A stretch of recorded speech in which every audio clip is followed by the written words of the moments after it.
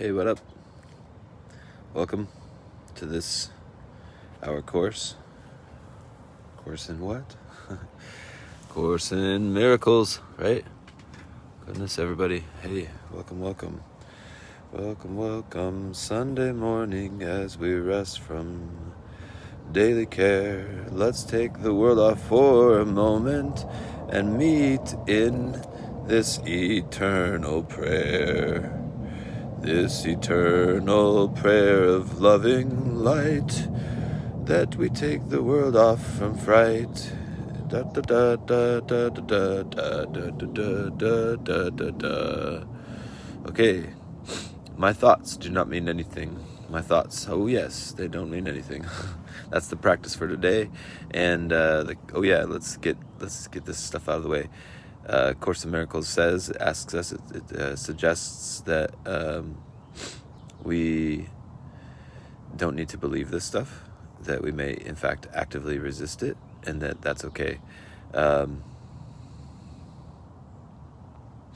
that if we entertain these ideas, if we use them as instructed, and if we bring them to mind as we're triggered throughout our day or something like this, that they will have their effect. So also the information is holographic, meaning if you pick up any part of it, the Course says, if you really understand any part of it, you understand all of it, basically. But there is an element of sequentiality that in the unfolding of your life as a miracle worker, you may notice that the Course in Miracles lays out a nice instruction model for. Okay, so what's up, Brent Wilson? Welcome. Here we go. We're about ready to start here. My thoughts do not mean anything. My thoughts do not mean anything. Your thoughts do not mean anything. These thoughts do not mean anything. This idea applies to all the thoughts of which you are aware.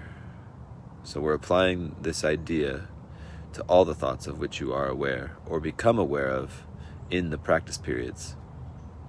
The reason the idea is applicable to all of them is that they are not your real thoughts. All the ideas that we're going to be practicing with aren't your real thoughts. We have made this distinction before, and we will do so again. You have no basis for comparison as yet.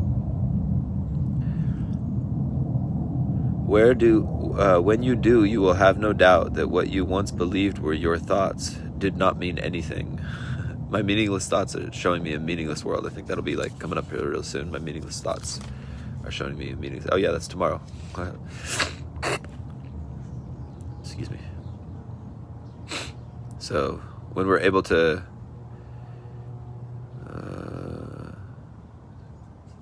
when we have a basis for comparison, meaning between what real thoughts are really and then what we're used to, we will see that this is a world of meaninglessness, this world of fighting and stuff like that. Second paragraph. This is the second time we have used this idea, this kind of idea. Oh, I'm picturing this metaphor. Hey, Bernadette. This metaphor that the real thoughts are like the depth of the ocean, and the fake thoughts are like the turbulence of the sea, or like the conflict. That's just a sort of a metaphor that came to mind here. Okay, so paragraph number 2. This is the second time we have used this kind of idea. The form is only slightly different. So you remember earlier, the things I see don't mean anything or something like that. This time the idea is introduced with my thoughts instead of these thoughts.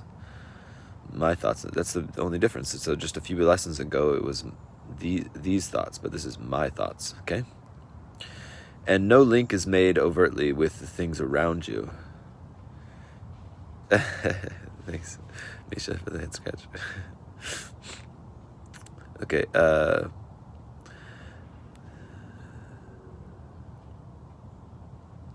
Okay, the emphasis is now on lack of reality of what you think.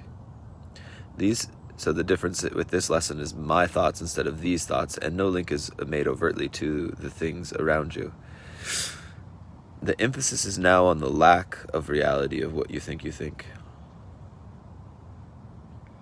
This aspect of the correction process began with the idea that the thoughts of which you are aware are meaningless. Outside rather than within. Outside of what, right? That's a funny metaphysical question. Outside of what? Outside of reality? Where? Outside, huh? Okay, anyways, let's see here. Outside rather than within, and then stressed their past rather than their present status. Wow, there's a lot to unwind here. If you've already been along with us, you kind of know what's going on a little bit, but you might be... I'm trying to see if I can catch us up here. Paragraph 3. This aspect of the correction process began with the idea that the thoughts of which you are aware are meaningless. Oh yeah, these thoughts mean nothing to me, or something like that. What is that first lesson? And that they are outside rather than within. And again, outside of what, And then it's stressed that they are that those thoughts are past rather than present, than they are the present status. And the past, the way I relate with that is that this is the tiny mad idea over which the truth looks. The truth looks over. It looks beyond. It looks through. It sees the light prior to the idea that of separation, of that tiny mad idea. The tiny mad idea is, okay, some people might be with us for the first time. It's a good reminder, even for us that have been on this for a while. The basic map of the Course in Miracles is that the truth is true. That's all there is. There's nothing other than it.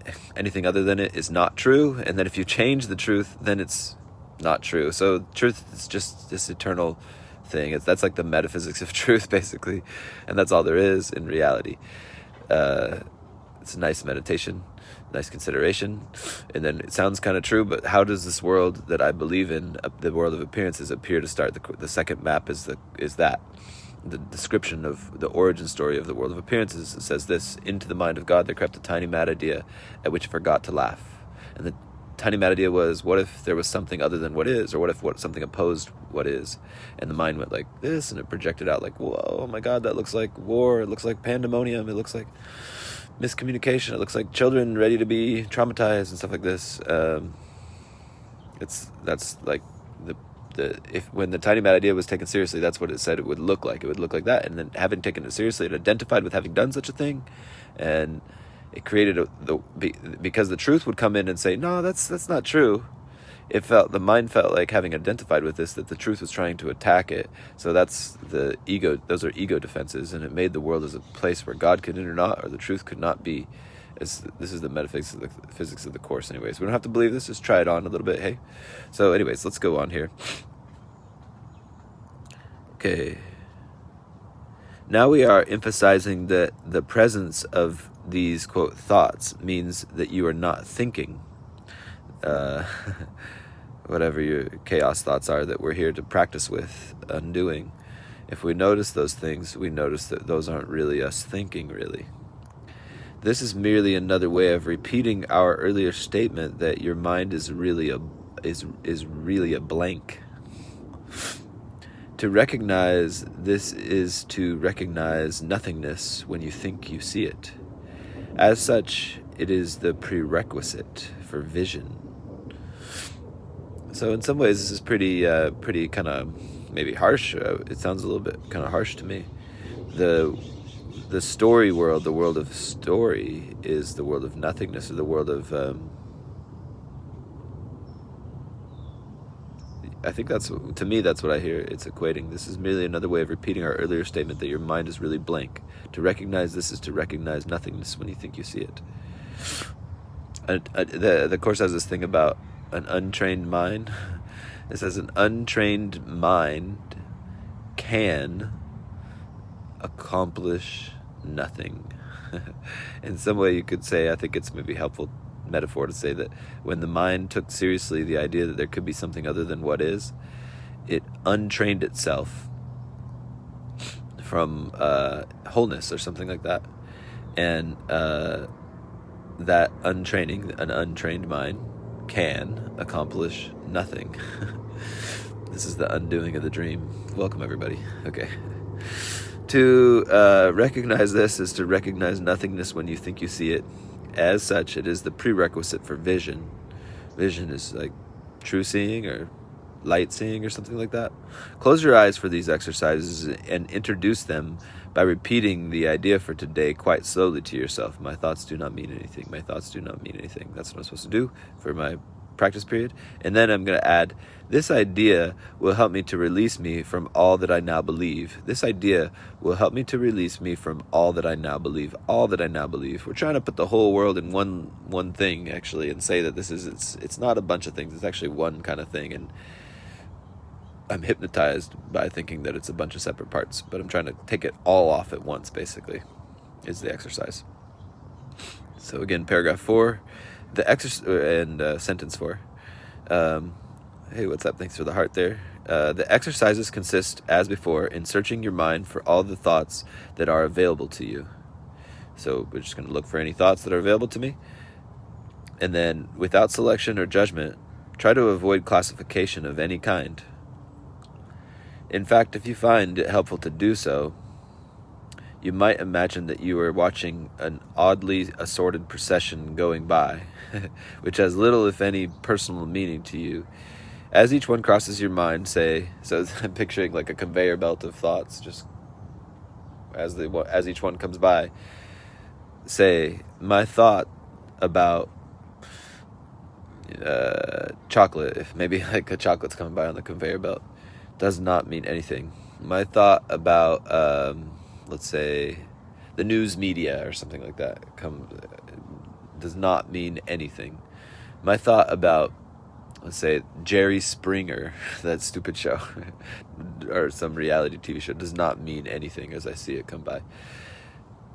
So today's thought can obviously serve for any... hey, Tundra, what's up? Today's thought can obviously serve for any thought that distresses you at any time. In addition, 5 practice periods are recommended, each involving no more than a minute or so of mind searching. It is not recommended that this time period be extended, and it should be reduced. Hey, thank you. I'm glad you love this. Thank you. Good to have you here, dear. It should be reduced to half a minute or less if you experience discomfort. So we're supposed to do 5 times a day today. That's the prescription. 5 times a day today for a minute or so. Search your mind for any thoughts. As you notice them, say about them. My thought about, rotting apples does not mean anything. My thought about beautiful puppies does not mean anything. It's a practice. It's just a practice. You can practice otherwise too, like throughout the day, There could be other types of conversations that can be happen more on the humanistic level and things like this. Okay, anyways, remember, however, to repeat the idea slowly before applying it specifically. So repeat, as we do our 5 practice periods today, repeat the idea, my thoughts do not mean anything, my thoughts do not mean anything, my thoughts do not mean anything. And then apply it specifically to each thought as it comes by. My thought about blank does not mean anything, my thought about that does not, my thought about this does not mean anything. And then add, this idea will help to release me from all that I now believe. So practice in holy instant immersion. Practice of, again, sort of like, thank you. Yeah, it's true. But this is like taking just taking the matrix off a little bit.